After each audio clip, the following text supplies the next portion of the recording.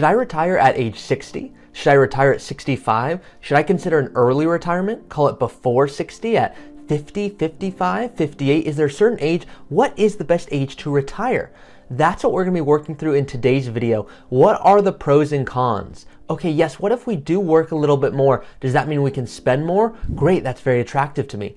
You know what, Ari, I'm not interested in working any longer because I don't really love what I'm doing right now, but I'm interested in switching careers. Or maybe you're going, Ari, it's none of those things. What I want is financial freedom today. I want to know, what if I retired right now? What would life look like? Well, that's what we're going to work through in today's video. Specifically, what are the pros and cons of retiring at each age traditionally in retirement? So 55, 59 and a half, 60, 65. What are all of the different ages and the benefits when looking at retirement planning? So once again, I am Ari Taublieb. I am the youngest financial planner who loves retirement planning. So we're going to get right into all of the different ages and specifically what to think about with each age. Now, before we do that, it's very important, if you've been watching my videos for a while now, to take a step back, because we first need to know, what is the goal of retirement planning? What first is a successful life to you? That is my question. And most people go, I've thought about it, but they haven't really thought about it. And so I'd like to invite you, if this is the first time, to really think about what is a successful retirement to you. Some people go into it, retirement planning, going, I want to save X amount in taxes. I want to make sure my investments grow by 8, 10, 12%, whatever it is. I want to make sure I have proper protection in place. Those are what we call givens. Of course we want to do those things, but a successful life is not defined, and from this is what my clients have told me, it's not defined by how much they do save in taxes. It's not defined by how much their portfolio grows. It's defined by how much time they have. How much time do they have to spend doing things they want to do? So all of these things I'm going to work through today, these are great things, but we want to keep that perspective of what is the end goal here. It's not to say, can we be most efficient drawing from this account? It's not to say, great, how can we save as much as possible? Of course we want to do those things, but always have that perspective of what's the real goal here. Meaning, if we go through this and you determine that after this analysis that, yeah, it might make sense to retire at a different age than you might be thinking of it, well, certainly take that into consideration from the financial aspect, but also ask yourself, if you have the ability to retire today, but you enjoy your work, it doesn't mean you have to retire. It's just options. I want to give you what I call financial flexibility. So let's hop right in. The first one that I like to talk about is age 55. So when you think of retiring early, tell me in the comments below right now, what is an early retirement? Some people now will say, Ari, that's in my 30s and 40s. And if you've hit it big at a tech company, or you sold your stock, or whatever it is that made you crush it, kudos to you. But most people think of a retirement in terms of an early retirement in the 50s, meaning age 55 to 60, going all the way up to age 65. If 65 is the traditional retirement, anywhere from 50, call it, to 65, that's what people think of when they think of an early retirement. Now tell me in the comments below, what does an early retirement mean to you? So specifically with age 55, why am I starting there? Is because there's something known as the rule of 55, and it doesn't make sense in all situations, but what it means is that if you are still working at your employer and there's a 401k, you can start pulling from that account to live off of. Now, I don't recommend always doing that because we want to have that account growing as efficiently as possible. If there's cash we can pull from, great, maybe we make that. If you say, you know what, there's other income sources, or the spouse is still working, great, maybe we pull from those first. So there's things to consider here, but the rule of 55 is simply stating that if you are employed and when you do retire you are 55, you can pull from that 401k and there are no additional tax implications or penalties. Meaning traditionally, going into my next point, age 59 and a half, that's when you can pull from your IRA or your 401k and there's no additional taxes or penalties. You've waited long enough and you now have access to these funds. Now that rule of 55, it does make sense if you go, I have no other assets to pull from, I do want to retire early at age 55, and if I don't use this rule of 55, I'm going to be paying extra penalties, I'm going to be paying extra taxes, I want to make sure I avoid that. Well, if that's you, then certainly something worth considering. So that's number one, age 55. But what if you say, you know what, Ari, I've got cash and I'm not planning on pulling from my IRA or Roth IRA. Where should I pull from first? Well, the first thing I always like to look at is there cash you can pull from? It allows for so many amazing tax planning opportunities, because if you pull from an IRA, you are creating income. And when you create that income, it allows for less tax planning opportunities, meaning there's less ability to convert funds. There's less ability to really be flexible. And so what I always want to start with is there cash you can pull from to not create any extra income? It's already been taxed. Wonderful. So that's something to think about. Now, age 55, a common question I'll get with that is, are there any specific planning points around age 55 that you should be aware of? And there is one, and the one is a big one, which is, do you plan on having any extra income, or does your spouse in the following years? And here's why that's important. If you plan on retiring at age 55 and going, I am done, my spouse is done, we're gonna go travel the world together and spend time with children and all of those fun things you've been waiting to do, then wonderful, I am happy for you. But I also want you to know this is an incredible opportunity, because until Social Security starts, perhaps even until a pension starts, well, that allows so many opportunities from a tax standpoint to take advantage of, and those are things that we want to look at. So great opportunities if you do want to retire early, but as you've probably heard in a podcast of mine, you never want the tax tail to wave the dog, meaning you don't want the tax tail to determine, yes, let's do that, or yes, let's do that.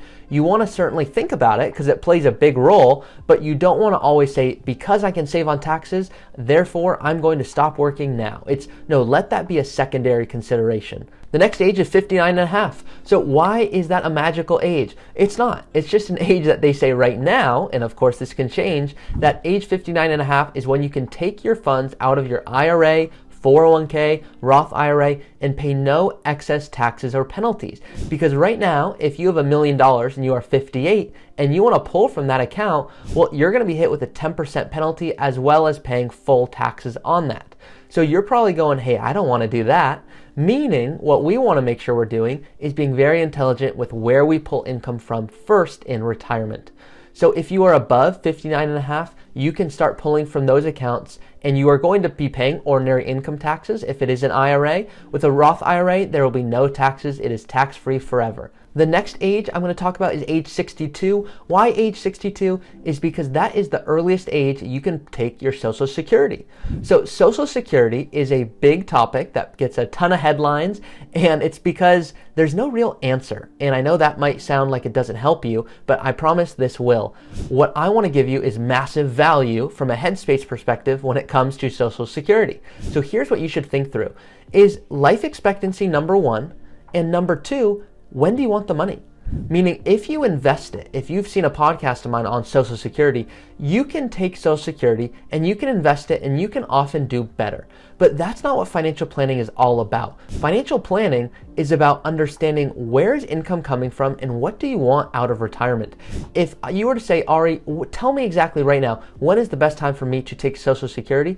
I could not give you an answer because I do not know when you are going to pass away. So if you're looking online, spending all the time to try to find out what is the answer, you'll be searching forever. So I hope I just saved you time on that end. Now, what I want you to think through still is there is an answer. And that answer is, if you want to pull income from today to live off of, pulling at age 62 might make a whole lot of sense. Now, if you say, you know what, I want to delay until full retirement age, well, that might make a whole lot of sense also, because that's an age that people say you're still getting a very good benefit.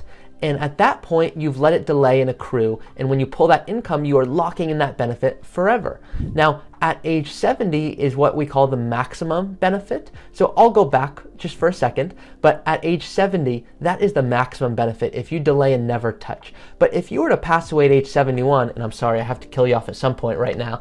If you were to pass away at age 71, you'd say, oh my gosh, I paid into Social Security for all of those years and I got 1 year of the benefits. Well, that's not too fun. So this is why we want to make sure we, 1, look at your life expectancy. 2, look at your tax return. How does this impact taxes? 3, how does this connect to your investment strategy? Those are the 3 things I look at with Social Security and determining what makes most sense for you. But going back to age 62, that's when you can begin. So if you go, you know what, I want to turn that on and I want to live off of that, or I want to invest those funds, great. It's a great option, and that's somewhere to start. Next, going from 62 is 67, meaning this is the traditional retirement age for many people right now. Full retirement age is age 67, or 66 and 10 months, or 66 and 4 months. You might look at your Social Security statement, which, by the way, you can go online to SSA.gov and you can create your account and find out what it is you're eligible for right now.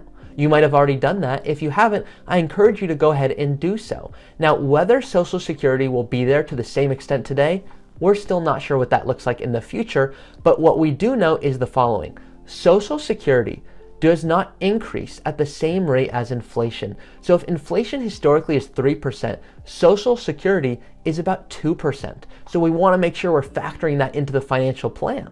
The next age is age 65. This is when you're eligible for Medicare. And even if you still have insurance at your employer, you want to make sure you sign up for this and don't pay any extra penalties or get harmed in any financial way. With retiring at age 65, you may want to consider a supplemental plan. If you say, when I retire, I want to make sure there's excess coverage for just health things. Maybe you go, you know what, with what I'm dealing with, I certainly want this coverage in place. So Medicare, age 65, that's a big thing that most people talk about, which you've probably seen other videos on. With Medicare, here's what I like to think through, is how can we make sure we don't pay any excess premiums if we don't need to?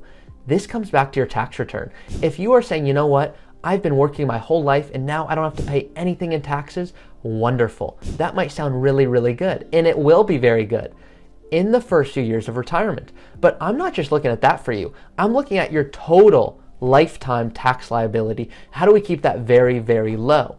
Well, one thing is, do we do Roth conversions, which you might have seen in another video, which is where you move funds from an IRA or 401k into a Roth IRA, so it's tax-free growth forever. What you're doing is you are locking in a tax bracket.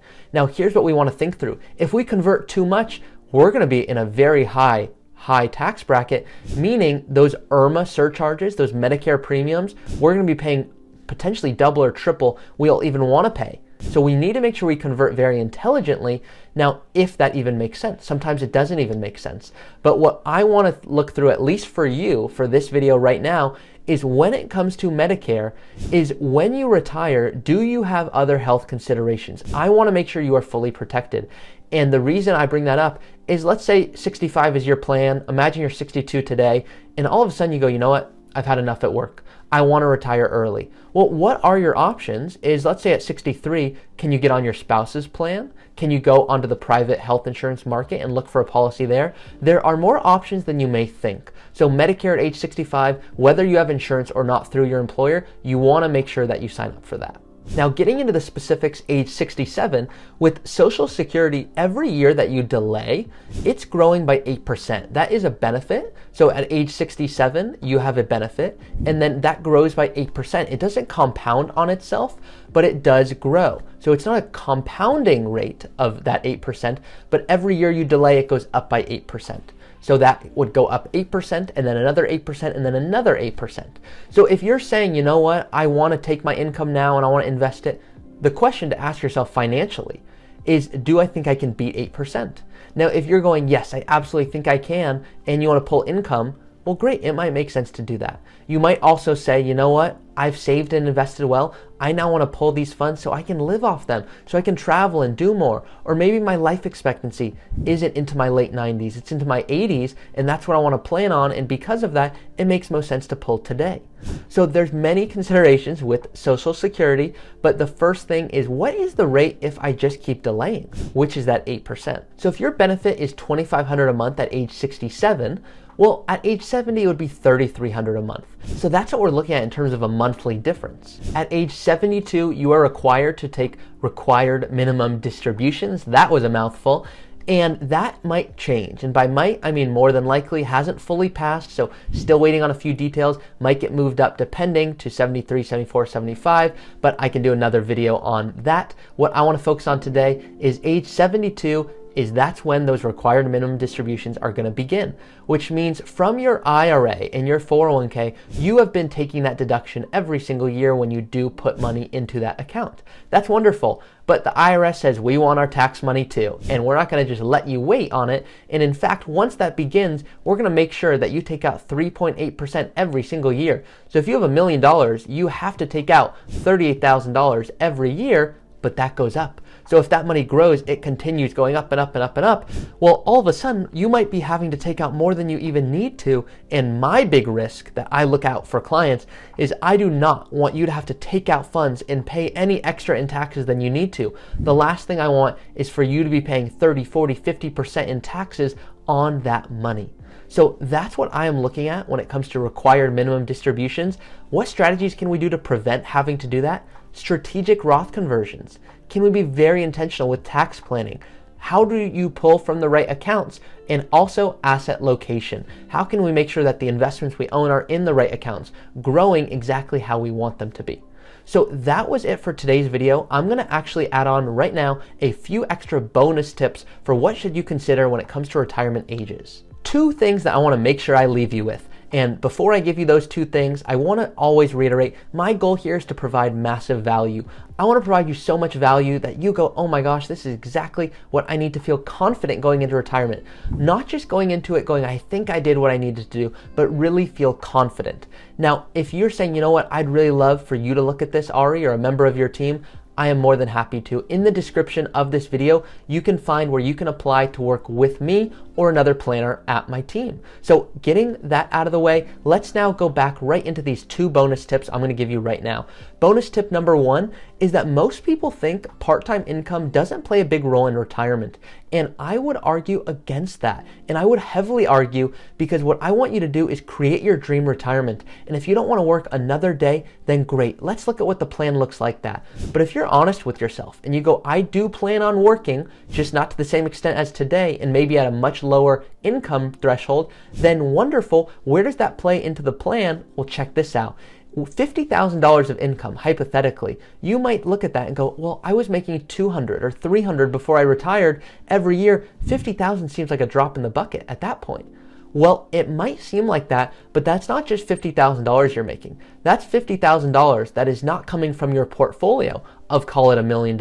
So it's less that's coming from the portfolio, allowing that to continue and grow and grow and grow and grow just like we want. So part-time income can be more impactful than you think. Bonus tip number 2 is if you are contributing to a 401k right now, you might be saying, oh my gosh, I want to make sure that I am not underfunding my retirement. I never want to run out of money. A very valid concern that many people share with me, and I don't take it lightly when they do. Now, what I also want you to be aware of is that as you get older, those contributions mean less. And here's what I mean by that.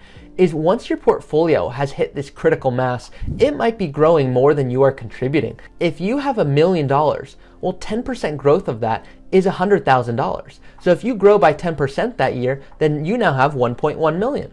That's wonderful. But we also want to look at it this way, because I don't want you to feel stressed that every extra dollar is absolutely necessary once your portfolio has hit a critical mass. Meaning, where is that flexion point? And here's an example to illustrate it further. Going off that previous example is, let's assume you contribute $10,000 to your 401k. Well, that's not as impactful as just having the right investments to make sure you get that 10% growth.